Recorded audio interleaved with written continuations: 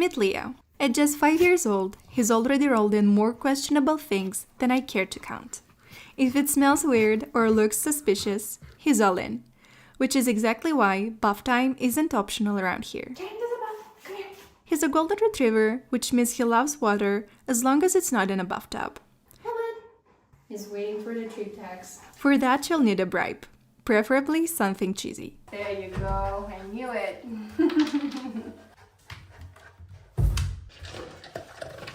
Between rolling in the grass and stepping into the tub, he's earned himself a little water break. Because staying clean is hard work when you're golden. We always start with a water sample just to make sure it's up to his standards.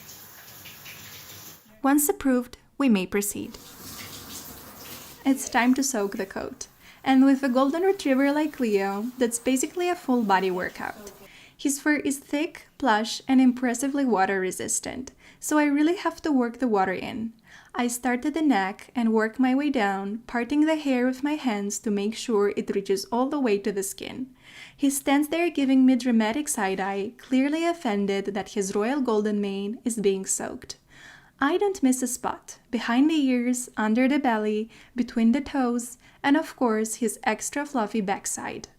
After a few minutes, he goes from majestic golden boy to soggy loaf of bread. And that's when I know he's ready for shampoo. I lather it up and put on my special grooming gloves to really work it in. This is Leo's favorite part. It's like a full body massage and he completely melts into it. I bet this gloves almost feel like a massage.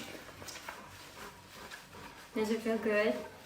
I start by gently massaging his ears, hoping that once the dirt is gone, he might actually hear me the next time I say don't roll in that.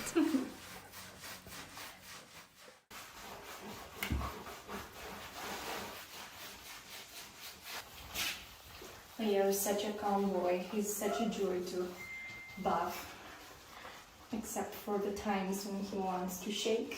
By the time I reach his head, he's practically asleep, eyes closed, completely relaxed, and probably halfway for his third dream. He's so relaxed, he's gonna fall asleep.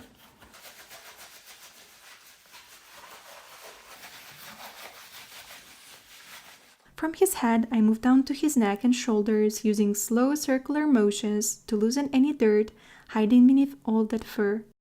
You're such a good boy.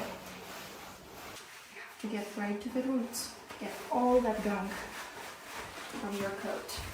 While I handled the scrubbing, his dad took on the equally important job of handing out extra treats. Teamwork makes the bath work. Then I get to his back, the holy grail of massage zones. The moment I start scrubbing, Leo melts like butter in the sun. This is his favorite spot to be massaged, and he makes sure I know it. And just when Leo looked like he might fall asleep standing up, our kitty strolled in to assist, offering silent support by sitting nearby. Eventually, we reach the royal behind, and judging by the look he gives me over his shoulder, he does not consider this part of the spa package. I work quickly but carefully while he stands there pretending he has no idea who I am. Look at these gloves. And look at all that hair. Okay, mister. I think you're ready to get rinsed. Then I try to rinse him, starting with his face. And that's when disaster strikes. He lunges into a full body shake right there in the tub, soaking the walls, the floor, and obviously me. I guess that was his way of getting revenge for the water in his eyes. Once the shaking is over and I've accepted my fate as a soaked human, it's time for towels.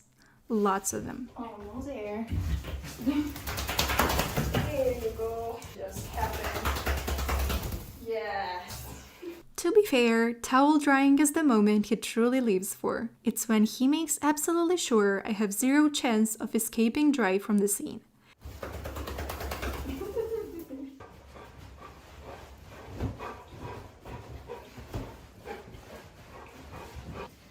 What a silly boy.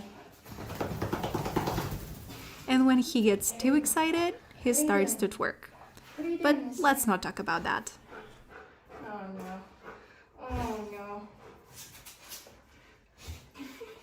At some point, I wrap one towel around his head, turning him into a very dramatic little babushka, which surprisingly he doesn't mind. Towel drying is fine. The dryer, however, is a whole different story.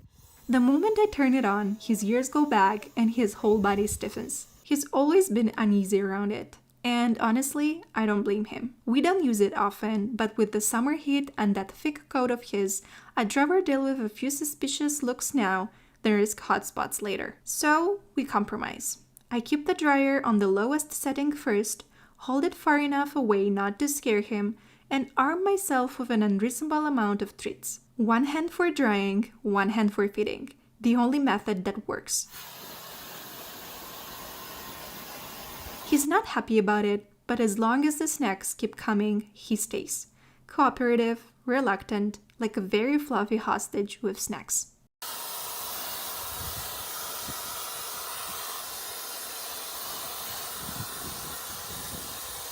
After the blow dryer, Leo is 80% dry, 100% floof, and emotionally done. But we still have a few finishing touches. I start brushing him out, slow and gentle, fluffing up the spots that got squished and untangling the usual trouble zones, behind the ears and under the belly. And he's so squishy. I flip him onto the other side to brush, and he falls asleep. Just like that, completely relaxed and snoring softly.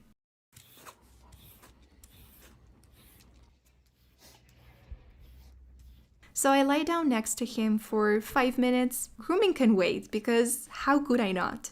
I could stay here forever, but there's still the nails.